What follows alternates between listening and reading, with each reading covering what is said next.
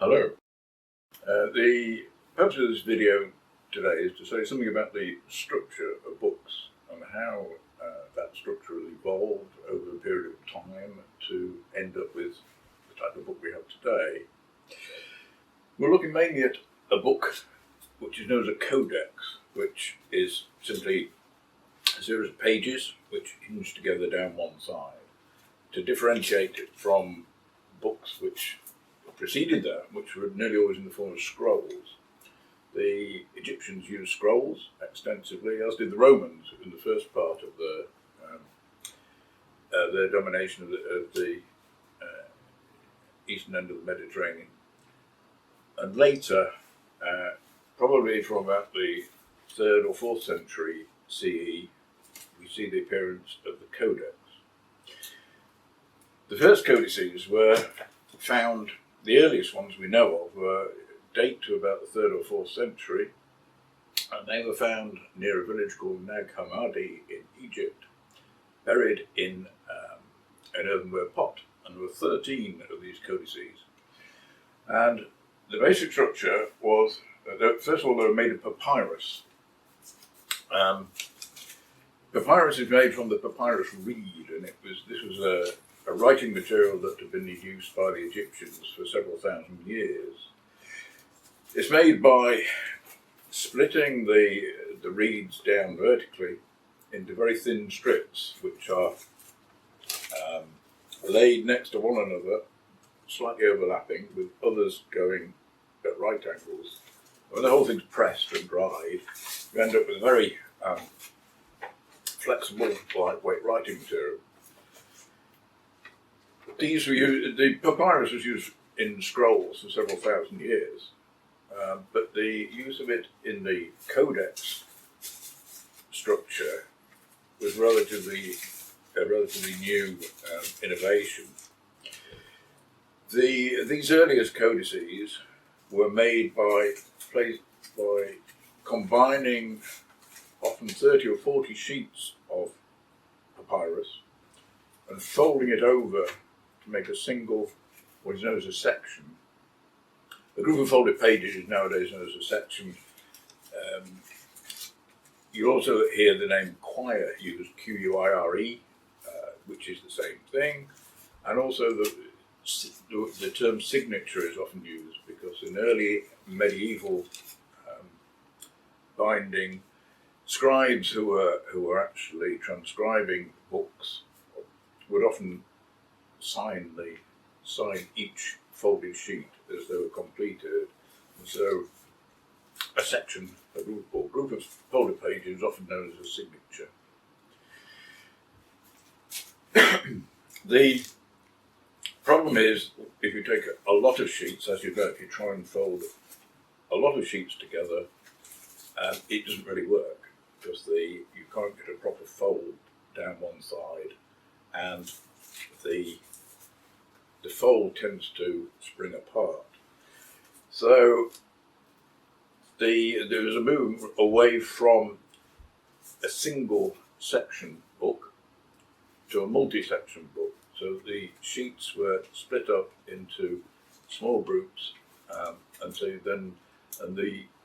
each of these group of sections would need then to be sewn together.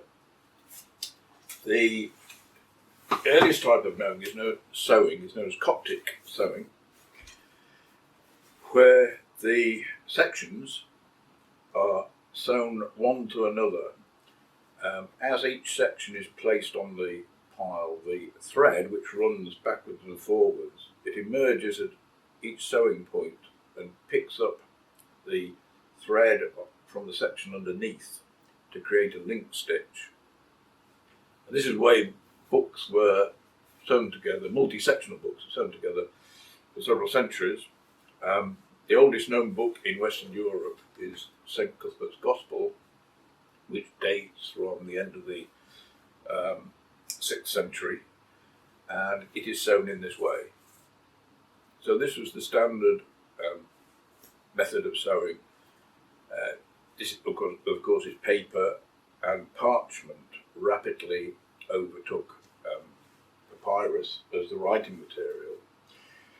Parchment, incidentally, is made from animal skin.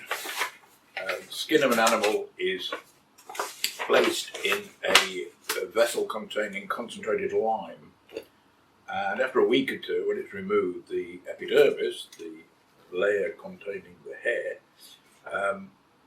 that comes away completely, leaving the dermal layer, which can be placed in a frame and stretched.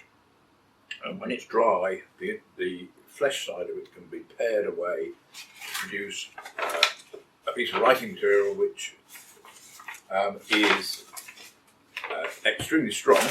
You have a job to tear, you can just about tear parchment. It's much more durable than papyrus, and it rapidly overtook papyrus as the main writing material. Another advantage is that it is not flammable. Some of the great libraries, which contain thousands of scrolls made of papyrus, suffered from fires, and huge numbers of books were lost. So papyrus was advantageous, and parchment was far better writing material than papyrus. So it's sewn in this way, and the boards of the book would be wooden. And this type of binding persisted really until about the 10th century. One of the problems with this method of binding is that the boards are attached using the same thread as the sections are sewn together with. And that's not a very strong method of board attachment. And the other problem is that the spine of the book tends to collapse inwards over time. And so that method of book construction was improved by the addition of what is known as supported sewing. Originally, leather thongs were used, and these were split down the middle. So as the sewing moved backwards and forwards along each section, where it came to a leather thong, it came through the back of the fold, made a figure of 8 around the thong, then went back into the fold and so on, until all of the sections were sewn onto these thongs. An added advantage of this was that the end of the thong could then be laced into slots cut in the wooden boards.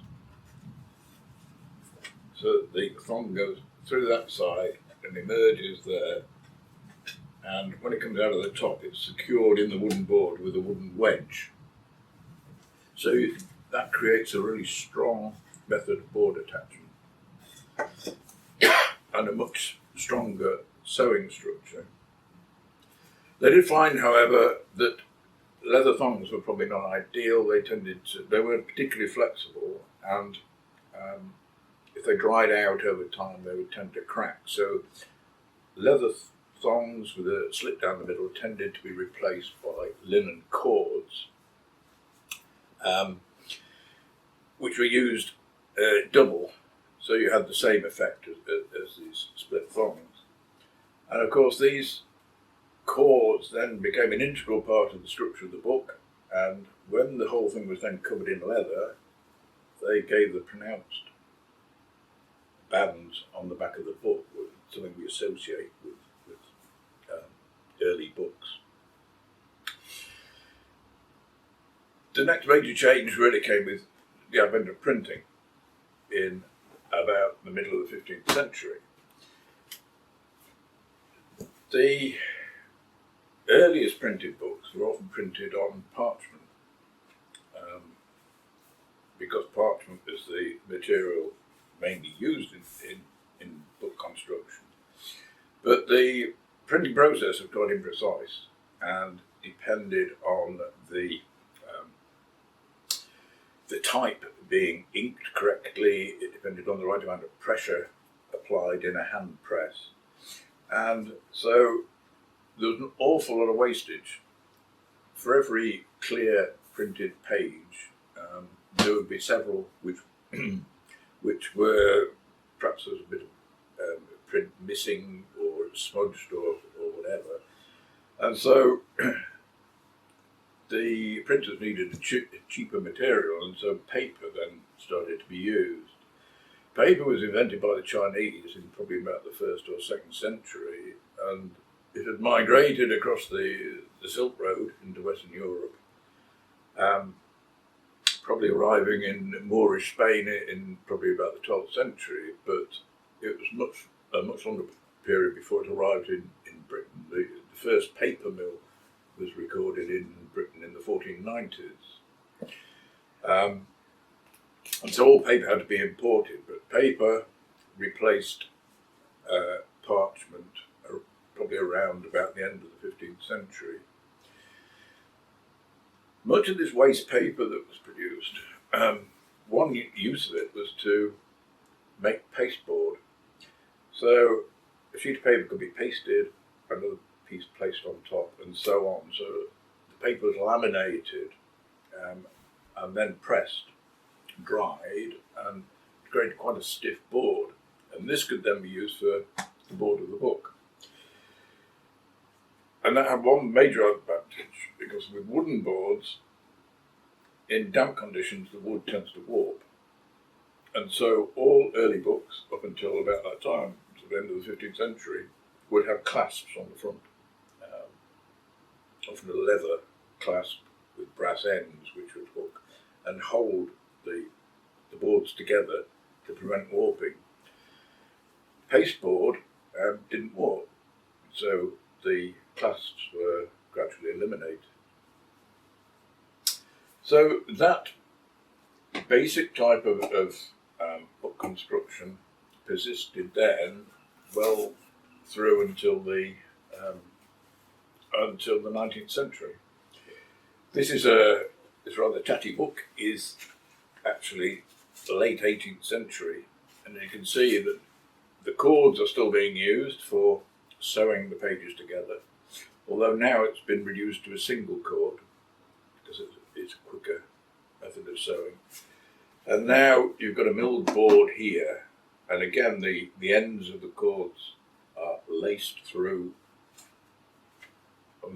through the inside of the book and emerge on the outside there where they're pasted down. So you've still got this strong board attachment, which dates back, as I say, probably back to the 10th century. There were two problems which occurred, which needed to be rectified by changing the structure of the book. One was that the books tended still to be flat at the back, and they tended to, because they were flat, with constant opening, the spine tended to collapse inwards. And to combat that, books were, when they were sewn together, they were rounded. The idea of that being that as each section sat next to the next one, the rounding process meant that each section was a slightly different height to the other.